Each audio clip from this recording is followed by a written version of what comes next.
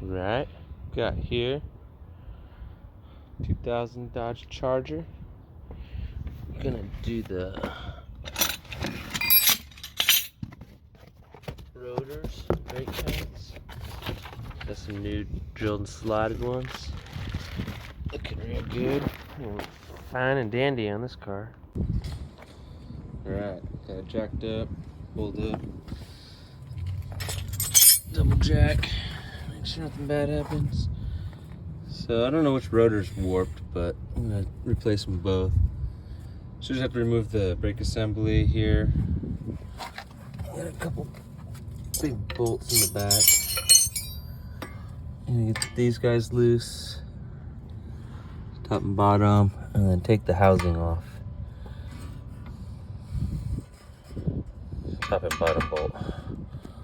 And then the rotor should slide right out. And then I can put the new rotor in, which is so shiny. I got the brake pads over there too. Alright, so these big guys were 13/16. They're on there real tight, so I like to get a big sledge, kind of knock them up. Boom, boom, boom.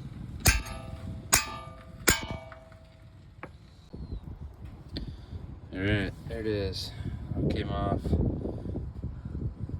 Those bolts here and here, it took a lot of motivation. Got some Loctite on there, you can see it. Now they really didn't want to come out. But there's the old rotor. New rotor's about to go in. Put a little bit of that silicone paste on here before you put the new rotor on.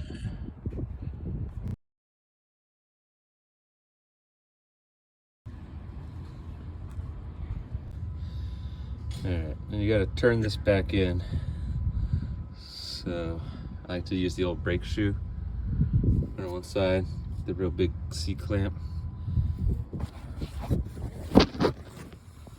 Turn it in. Open up your master cylinder cap before you do that though, don't forget.